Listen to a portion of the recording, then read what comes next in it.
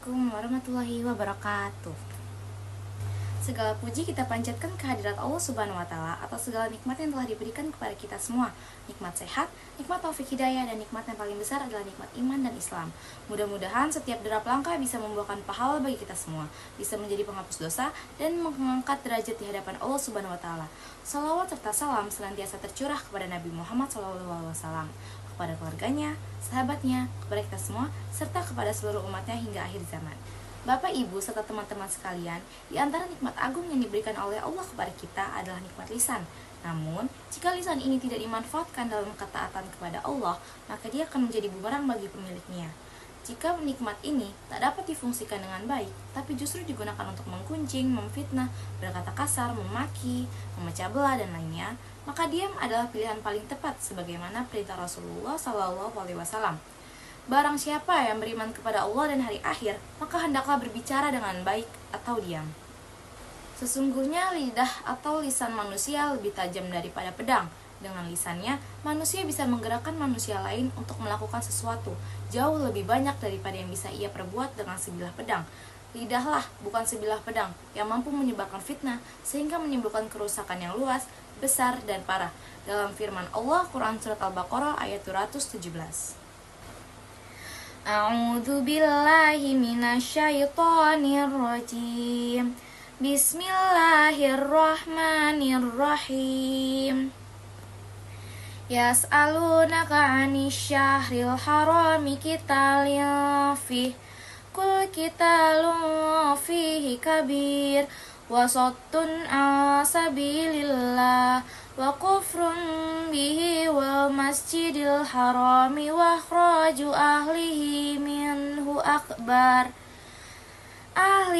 minhu akbaru indallah wal fitnatu akbaru minal qatl wala yazaluna yuqatilunakum hatta yaruddukum an dinikum in istata'u wa may yartadid minkum an dinihi fayamut wa huwa kafirun fa ulaika habitat a'maluhum fit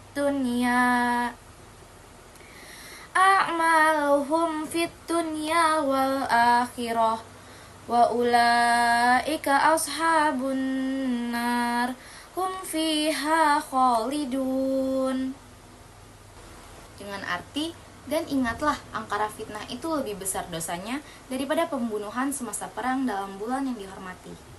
Karena itu, hendaknya manusia menjaga setiap gerak lidah atau lisannya hanya untuk hal-hal yang mengundang ridha Allah. Bila sendiri, lisan hendaklah digunakan untuk berzikir, sebab dengan berzikirlah hati akan senantiasa tenang. Bila bersama orang lain, lisan hendaknya digunakan untuk berkata-kata baik, agar lisan senantiasa membawa manfaat bagi diri sendiri dan bagi sesama manusia.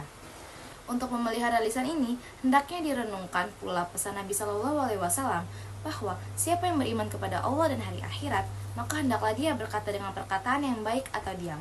Hadis riwayat Bukhari.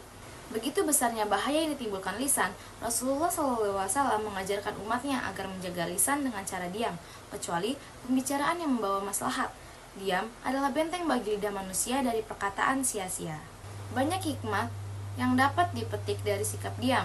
Diam adalah ibadah tanpa mengeluarkan tenaga, perhiasan tanpa harus berhias, karisma tanpa diminta, kerajaan tanpa singgasana, benteng tanpa pagar, istirahat bagi kedua malaikat pencatat amal, dan penutup segala aib. Rasulullah SAW pernah mengajarkan bahwa ada dua amal ibadah yang paling mudah dilakukan manusia, yaitu diam dan budi pekerti yang baik. Rasul SAW juga mengabarkan kebanyakan manusia masuk neraka disebabkan dua hal, oleh lisan dan kemaluan. Para sahabat dan ulama terdahulu telah memberikan teladan tentang bagaimana menjaga lisan dari perkataan sia-sia dengan diam. Abu Bakar sampai meletakkan kerikil di dalam lisannya karena khawatir terlanjur mengeluarkan kata-kata tidak berguna. Adapun dalam Quran Surat Al-Mu'minun ayat 1-3, Allah telah menjamin setiap manusia yang memelihara lisannya sebagai mereka yang beruntung. Sesungguhnya, berjayalah orang yang beriman, yaitu mereka yang khusyuk dalam sholatnya, dan mereka yang menjauhkan diri dari perbuatan serta perkataan sia-sia. Oleh karenanya, marilah kita semua, baik ketika sendiri maupun di saat berinteraksi dengan sesama manusia, senantiasa mengingat pula kedua firman Allah tersebut. Banyak orang merasa bangga dengan kemampuan lisannya, lidah yang begitu fasih berbicara. Bahkan, tak sedikit orang yang belajar khusus agar memiliki kemampuan bicara yang bagus. Lisan memang karunia Allah yang demikian besar, dan ia harus selalu disyukur dengan sebenar-benarnya.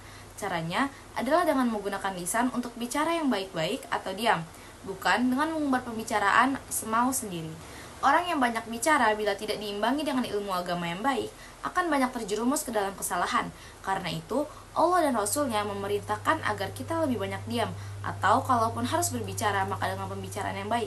Allah Subhanahu wa Ta'ala berfirman, "Wahai orang-orang yang beriman, bertakwalah kalian kepada Allah dan katakanlah perkataan yang benar."